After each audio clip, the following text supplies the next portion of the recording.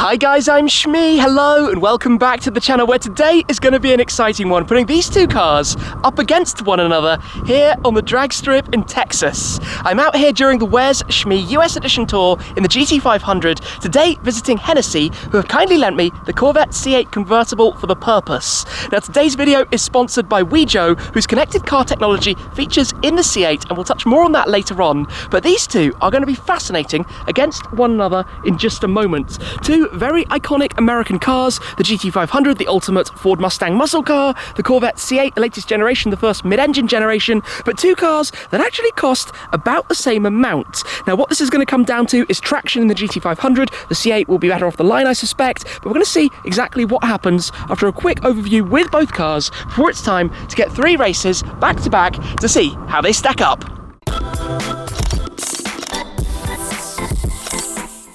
There are a whole host of reasons why I think this is going to be a really interesting matchup, and I'll give you my predictions in a moment as to what I think is going to happen before we do line the two cars up. But we're looking at two of the latest American sports cars to arrive on the market, the ultimate Mustang in the form of the GT500 and the latest Corvette, the C8, the mid-engine version. Both cars though very similarly priced. Now Corvettes for the C8 start from $60,000, that famous entry price, add $7.5 for the convertible, then go up to the 3LT specification of this, add some options, and you're at $91,000. The GT500 starts at $72,000 for the non-track pack car, which would make much more sense for a drag race like this, the additional drag from the wing, but in this spec goes up to $97,000. So on this we have the disadvantage of the track pack, on the C8 we have the disadvantage of the convertible, meaning a little bit more weight and also slightly more drag as well. So I think fairly evenly matched up from that perspective. Of course, when it comes to power, in here we've got the naturally aspirated 6.2 litre engine, 495 horsepower. In there we've got the supercharged 5.2 litre engine, 760 horsepower.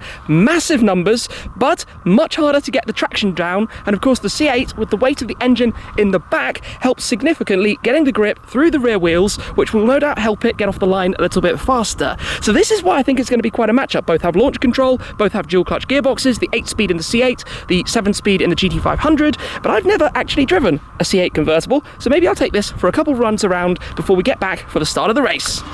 This is my first time in the convertible. I've driven in the regular C8, which has the removable Targa roof that you can stow away in the back by the engine. But let's just get this started. V8 thunders into life, 6.2 litres of naturally aspirated V8, one of the only naturally aspirated V8s on the market in total. Now we can pop it into gear, drive off. We'll head off with the roof down for the moment. We've also got the toggle here where you can change the driving mode. You rotate this just behind sport and then let's say up into track mode. You can see we've got the slightly reduced rev limit at the moment. You've also got the lap timer, the PDR, if you want to use that. But let's go out for a little drive, just get a small feel for this car, and you can instantly tell that it's a lively thing. You get that bark, that snap on the shifting. We've got the air conditioning blowing very strongly. Let's turn that down just a notch. And you get a small feel for what this is about. I did have that full opportunity to drive it, but we'll get this up to temperature a little bit so that it's ready to do the race. This is always a great place to take a car for a drive, an opportunity to get a feel from it. And here you get those pops and snaps out of the exhaust. But what I am actually going to do is slow down just to pop the roof up, because for any kind of performance driving, racing, that kind of thing, you probably want to have this done. And it's got a hardtop, the first Corvette to have a hardtop roof mechanism. You can see the two parts of that folding open. The rear deck lid will then tuck back down. Doesn't exactly take very long, significantly easier than the operation to open the roof. And then you also have the rear window, which you can independently control. You can lower it if you want a little bit more sound. Then of course go back into manual. Got the button here, I'm just going to press that. We've got a lot of different gears. Put the foot down a little bit, away we go.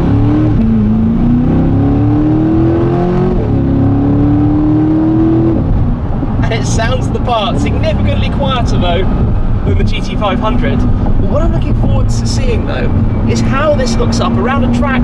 We know that these things are magical to drive, very, very, very quick, especially for the price. But on a drag strip, I'm not entirely sure.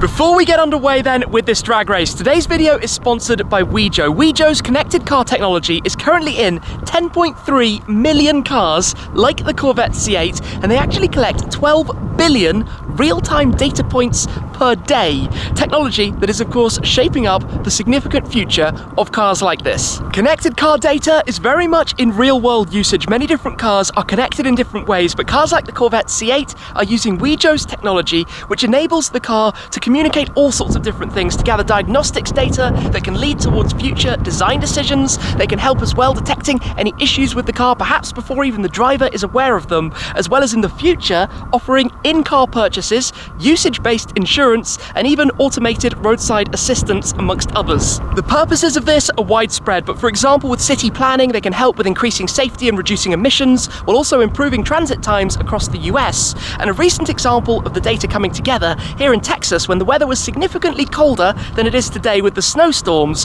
cars like these were reporting back the wipers running, unusual braking patterns to give early notice of upcoming hazardous driving conditions. Wejo's aim is to deliver services and partner with the right organizations so that we can all benefit from these services like you find in the Corvette C8. Talking of which, we're about to put it up against the GT500. A few words of that: 760 horsepower from the 5.2 litre supercharged V8, all to the rear wheel, 7-speed as opposed to the 8-speed that you find in the C8. Plenty of noise, in fact, so much noise that when you run the two side by side, this is absolutely deafening. Let me just take a step on board so we can get this started ahead of taking them out. We'll get them lined up properly in just a moment.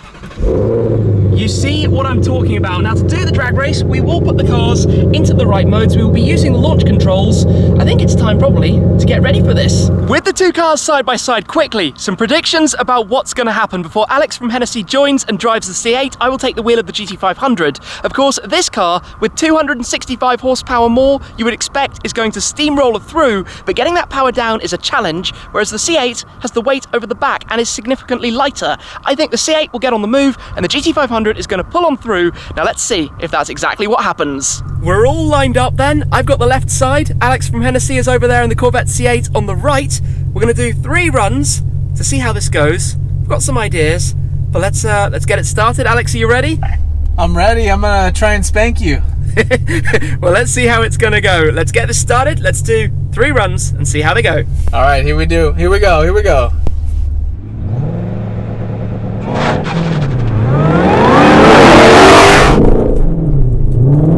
He's got the go, he's just ahead of me.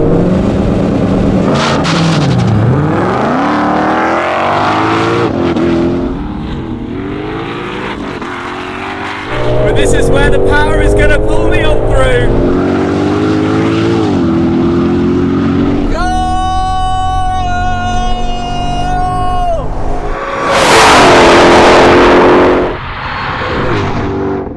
Pure horsepower.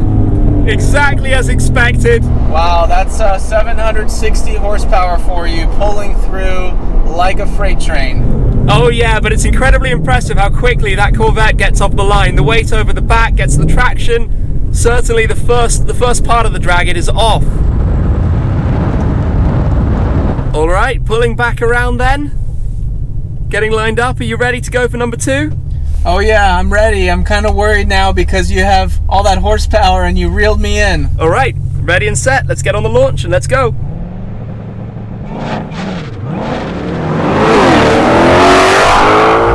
Build the revs. Go. Oh, I struggled to get the grip there.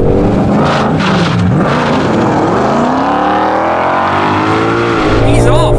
I might not be able to catch this time.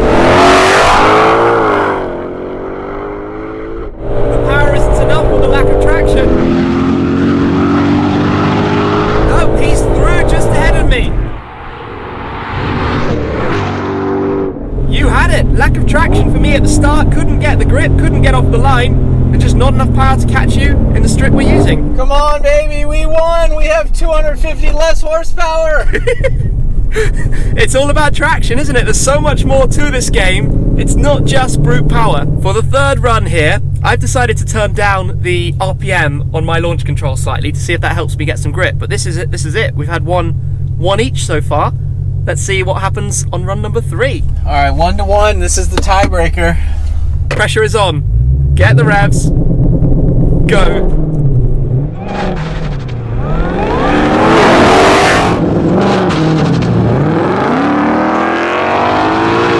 Yes! I've got it this time. I mean, he's ahead of me right now, but this is where the power comes through.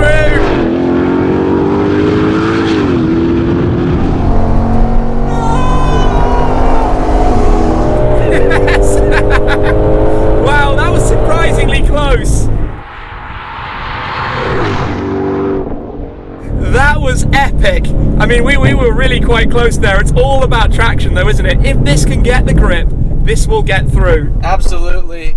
If we had any more distance, you would keep running away from me. The thing with having the car in the drag strip mode is that of course it puts the powertrain into maximum attack, but it leaves the suspension in the softest possible settings with the Magna Ride, which is all to do with allowing the car to pitch so that you get as much weight as possible over the rear axle to get the grip. The funny thing about that now though is that when we come on the road course back up towards the top, you've got the steering in normal, the suspension in drag strip, i.e. super soft, and it gives a very strange, very wallowy drive. Going around a racetrack in drag strip mode would be a complete and total mess because the front just leans away when you go around any corner. It's actually fascinating how much the technology and the adjustable setup of the car allows that to differentiate as we pivot the front corner completely rolling over there around the corner. Yeah, different type of driving experience to any of the other modes, but just shows you how critical the computers are to exactly what's going on when you do this kind of thing. Well, that went more or less as expected. 2 wins to the GT500 and 1 win to the C8, pretty much depending upon traction. When it's on the move, the GT500 with its significant power advantage just storms on through, but to get on the move, that's where the C8 accelerates into its own, the power over the rear axle being significantly lighter than the Ford Mustang and just able to take off before the GT500 is playing catch up and eventually overtaking. But we've seen that in that car it is quite difficult to get it to grip, to get it to stick down on the ground, and that's what it comes down to. If it was a rolling race, it would be a clear winner every time. I think the GT500 dropping the gears and just getting on the fly, but this is a pretty special car. In fact, both of them are incredible cars when you consider their value for money, performance bang for buck that they offer, competing with significantly more expensive European equivalents, let's say. But the Corvette, an awesome car. I haven't shown you everything around it. What I love about this car is how much storage space you get for a mid-engined supercar. Let's just open up the trunk very quickly, pop this up. You've got a big amount of space back here. If you don't have the convertible, you have the space as well, significantly larger with the engine sitting behind. Obviously in this case we've got the folding hardtop, and you have soft close on this as well. Tuck it down and it tucks itself in. The Stingray graphic there on the back, but obviously a much more compact car than the GT500 when you look at them sitting side by side, not having to stuff a massive engine up front. But really, these two head to head have been quite fantastic, and also to get to drive this again, I think it's a really, really interesting car, especially when you consider that they start at $60,000. Now, some of you might be saying it wasn't fair to bring this, we should have waited for the Z06, the Z06, which might be a fairer competitor, but of course the price would be lifting as well, going in above the GT500. Sorry, it's very windy here also today, out on the drag strip, but a huge thanks to Hennessey for the opportunity to drive with the C8 convertible today, and for Alex to join as well, and of course to Wejo to learn about the connected car technologies that feature inside the C8s and the benefits that can come from those also. For now though, back on the road with the GT500. I hope you enjoyed this video. Thank you very much for watching. Do let me know if those are the results that you expected from the drag race featuring these two. That's it for now though. I'll see you again very soon. Cheers!